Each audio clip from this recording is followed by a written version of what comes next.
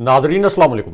बराह रास्त मैं हूं इब्राहिम राजा और आज हम आपको जनरल फैसल नसीर नए डीजी आईएसआई 42 सेकंड की एक हैरानकुन वीडियो, 5 बड़े इस्तीफों, army chief general Asim Munir, justice Faiz Isa और पाकिस्तान के सबसे बड़े और सबसे मकबूल लीडर इमरान खान साहब के मुतल्लिक 4 बड़ी ब्रेकिंग न्यूज से आगाह करेंगे।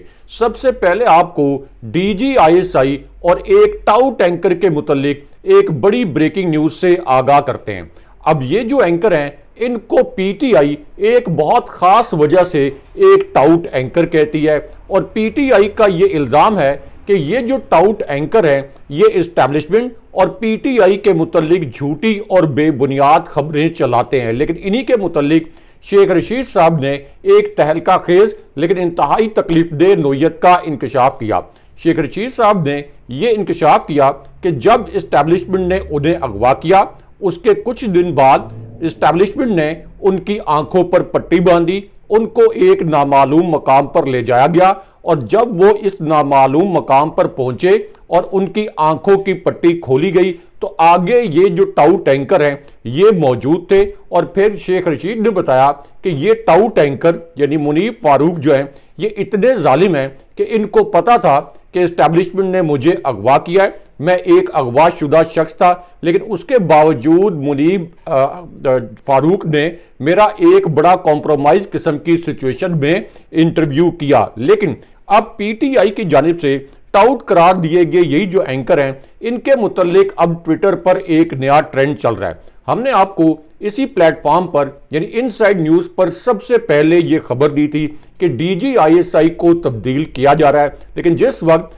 हमने ये खबर दी तो उस वक्त मुनीफ फारूक ने यह ट्वीट कर दिया कि डीजी आईएसआई को बिल्कुल तब्दील नहीं किया जा रहा और ये जो इतलात हैं ये दुरुस्त नहीं है। लेकिन अब चूंकि चंद दिन बाद डीजी आईएसआई को बाकायदा तब्दील करने का एलामिया जारी कर दिया गया है तो इसलिए पीटीआई के बकौल मुनीफ फारूक जो कि सहाफ़ी नहीं है बल्कि असल में एक वकील थे, उसके बाद नजम सेठी साहब के गोडे गिट्टे दबा के उन्होंने सहाफ़ी का रूप धार लिया।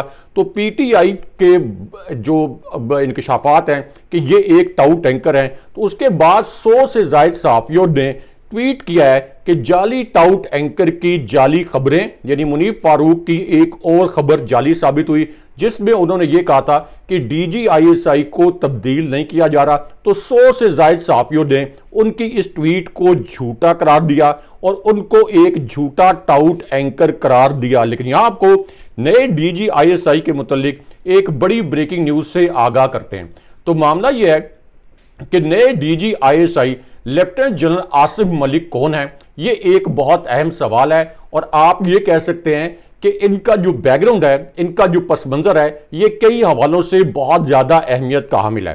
तो नए DG ISI lieutenant general Asim Malik इससे पहले बलूचिस्तान में इन्फेंट्री डिवीजन और वजीरिस्तान में इन्फेंट्री ब्रिगेड को कमांड कर चुके हैं। इसके अलावा वो अपने कोर्स में एक एजाजी शमशीर भी हासिल कर चुके हैं और इसके साथ साथ वो एनडीयू जो कि इस्लामाबाद में फौज के जेर एहतमाम चलने वाली एक यूनिवर्सिटी है वो इसके चीफ इंस्ट्रक्टर भी रह चुके हैं और इसी तरह वो command and staff college Quetta में भी इंस्ट्रक्टर रह चुके हैं। उसके अलावा lieutenant general Asim Malik royal college of defence studies के ग्रेजुएट हैं।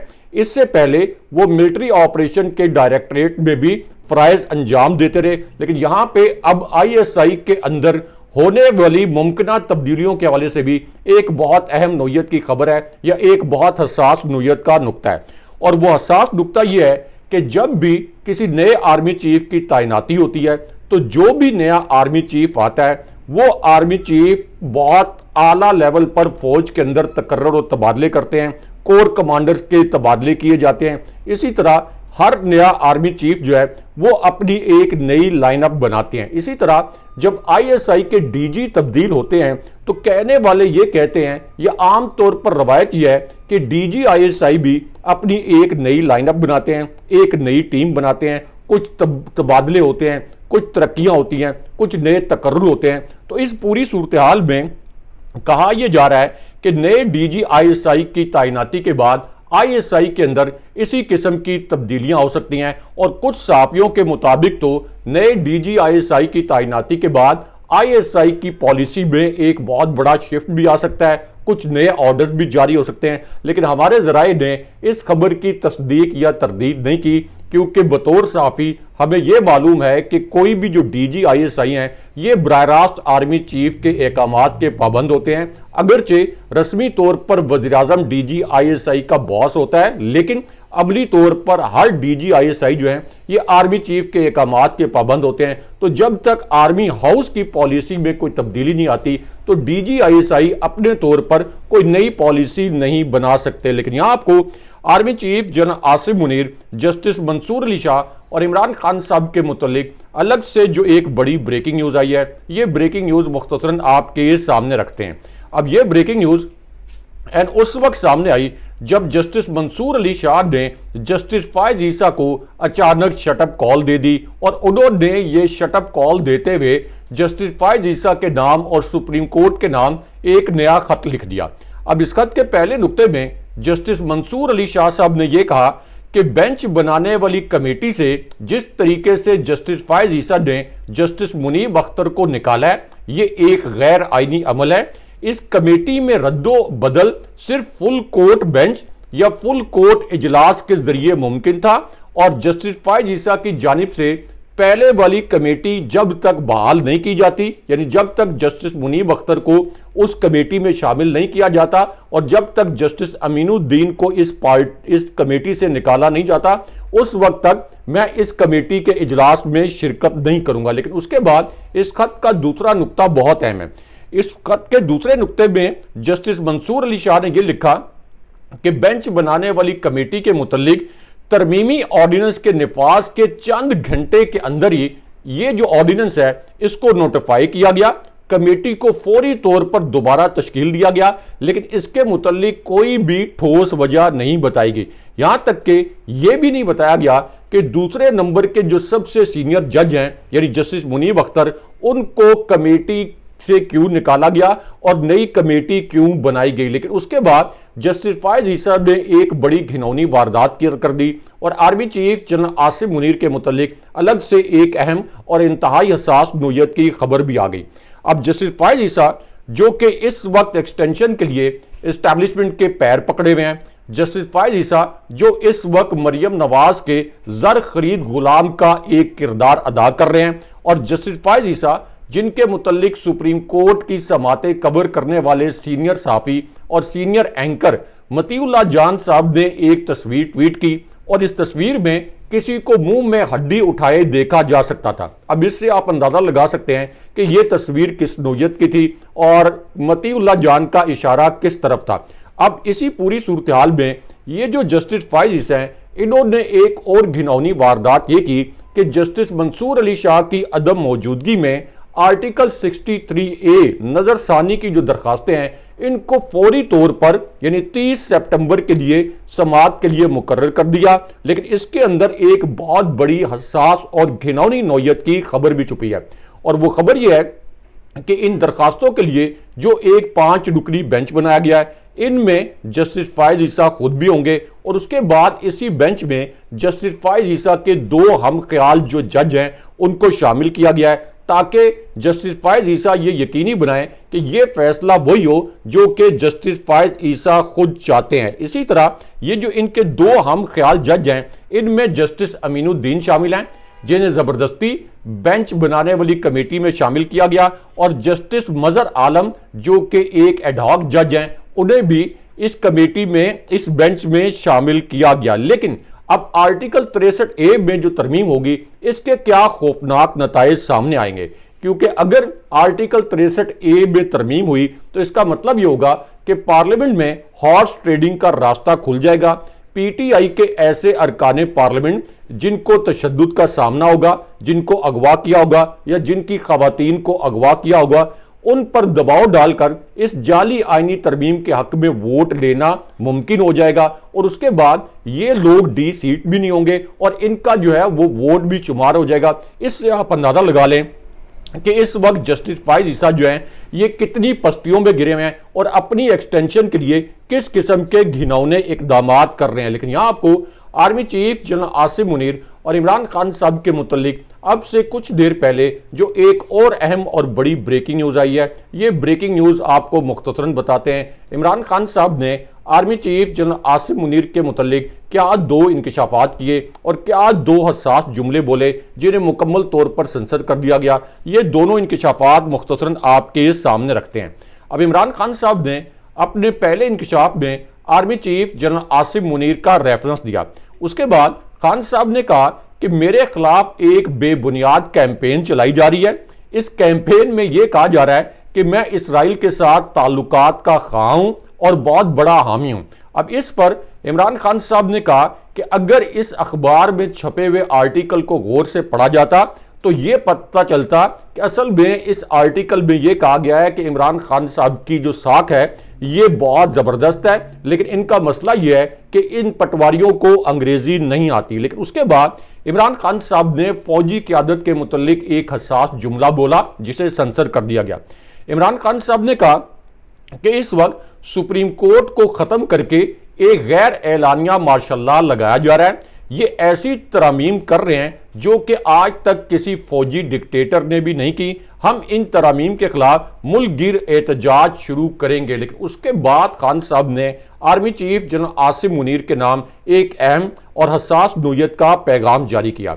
अब इस इंकशाफ में इमरान खान साहब ने ये अल्फाज बोले कि चीफ जस्टिस फाइज ईसा और chief election commissioner Sikandar Sultan Raja ये दोनों इस वक्त मिले हुए हैं। ये अंपायर हैं और ओपनर बल्लेबाज भी हैं और थर्ड अंपायर इनकी टीम का कप्तान है। वो पीछे बैठकर ये सारी घिनौनी वारदातें कर रहा है। उसके बाद खान साहब ने यह कहा कि इस वक्त याह्या खान पार्ट 2 की हुकूमत है। याह्या खान ने इससे पहले भी पाकिस्तान को दोलख किया था जब पाकिस्तान की सबसे बड़ी पार्टी के खिलाफ ऑपरेशन किया था, और आज भी याह्या खान पार्ट 2 की हुकूमत है और पाकिस्तान की सबसे बड़ी पार्टी यानी पीटीआई के खिलाफ ऑपरेशन किया जा रहा है। लेकिन उसके बाद इमरान खान साहब ने जीएचक्यू के मुतल्लिक सबसे बड़ा और सबसे तहलका खेज ऐलान कर दिया।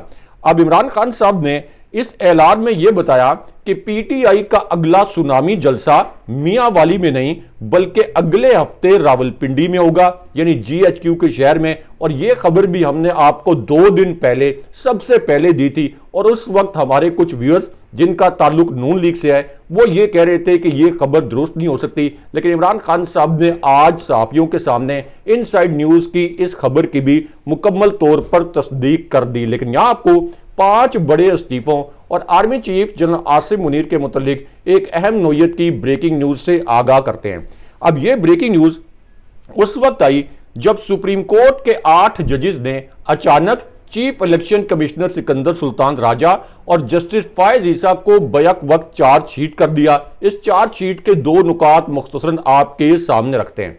इस चार्जशीट के पहले नुक्ते में यह कहा गया कि इलेक्शन कमीशन का 1 मार्च का फैसला आइन से मुकम्मल तौर पर मुतसादिम है। इस फैसले की कोई कानूनी हैसियत नहीं है। तहरीक इंसाफ एक सियासी जमात है। पीटीआई की केस में फरीक बनने की दरखास्त हमारे सामने मौजूद थी। लेकिन उसके बाद बराह रास्त जस्टिस फाइज ईसा को चार्जशीट किया गया। इस चार्जशीट के दूसरे नुक्ते में कहा गया कि इलेक्शन में सबसे बड़ा स्टेक होल्डर अवाम होते हैं। इलेक्शन कमीशन तहरीक इंसाफ के खिलाफ एक फरीक की तरह यह केस लड़ता रहा। हालांकि इलेक्शन कमीशन का बुनियादी काम यह था कि वो मुल्क में शफाफ इंतखाबात करवाता, लेकिन बदकिस्मती से 8 फरवरी 2024 के इलेक्शन में इलेक्शन कमीशन अपना किरदार शफाफ तरीके से अदा नहीं कर सका। उसके बाद इसी चार्जशीट में यह कहा गया कि इलेक्शन कमीशन और रिटर्निंग अफसरान की जानिब से पीटीआई के उम्मीदवारों को आज़ाद करार देना यह एक गैर कानूनी और गैर आइनी फैसला था। लेकिन उसके बाद फौजी क़यादत और जस्टिस फाइज ईसा के मुतल्लिक अलग से एक अहम खबर आ गई, क्योंकि ये जो चार्जशीट है 8 जज साहिबान की, इस चार्जशीट के तीसरे नुक्ते में अमली तौर पर जस्टिस फाइज ईसा को रुस्वा कर दिया गया।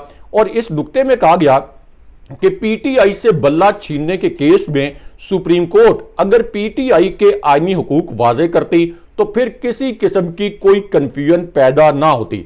जब इलेक्शन कमीशन इंतखाबी अमल में गलतियां करे तो इन गलतियों को सुधारने के लिए अदलिया की मदाखलत बहुत जरूरी होती है और इंतखाबी अमल की साख को नीचा दिखाने से जमहूरियत नीचे होगी और उसके बाद फायज ईसा के खिलाफ एक चार्जशीट जारी करते हुए यह जो तफसीली फैसला जारी किया गया सुप्रीम कोर्ट के 8 जजेस की जानिब से, इसमें यह भी लिखा गया कि सुप्रीम कोर्ट ने भी पीटीआई का जो इंट्रा पार्टी इलेक्शन का फैसला है ये रात को तकरीबन 11 बजे जारी किया।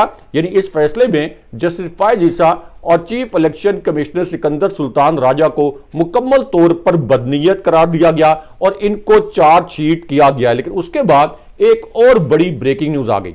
अब इस ब्रेकिंग न्यूज में यह बताया गया कि मखसूस नशिस्तों के केस में जस्टिस याहिया आफरीदी ने जो अपना तहरीरी इख्तलाफी नोट लिखा, इसमें उन्होंने कहा कि सुन्नी इत्तेहाद काउंसिल मखसूस नशिस्तों की अहल नहीं क्योंकि पीटीआई एक सियासी जमात है। लेकिन उसके बाद चीफ इलेक्शन कमिश्नर के खिलाफ सुप्रीम कोर्ट की चार्जशीट के बाद अब chief election commissioner Sikandar Sultan Raja और इलेक्शन कमीशन के चारों अरकान के इस्तीफों के मुतल्लिक भी एक अहम नोयत की खबर आई है, क्योंकि सिकंदर सुल्तान राजा जो पाकिस्तान की तारीख के इस तारतन में कह रहा हूं कि सबसे सियासी तौर पर बदबूदार किरदार साबित हुए हैं, जिनको एस्टैब्लिशमेंट का सबसे मक्कार और सबसे घटिया एजेंट सुप्रीम कोर्ट के रिपोर्टर करार देते हैं, अब उन्होंने सुप्रीम कोर्ट के इस तफसीली फैसले के खिलाफ भी एक बड़ी मुज़ीका खेज किस्म की खबर लॉन्च करवाई है। और इस खबर में उन्होंने कहा कि देखें, सुप्रीम कोर्ट ने तो इलेक्शन कमीशन को टेक ओवर कर लिया है, तो अब सुप्रीम कोर्ट ही इलेक्शन कमीशन के सारे फैसले करे। लेकिन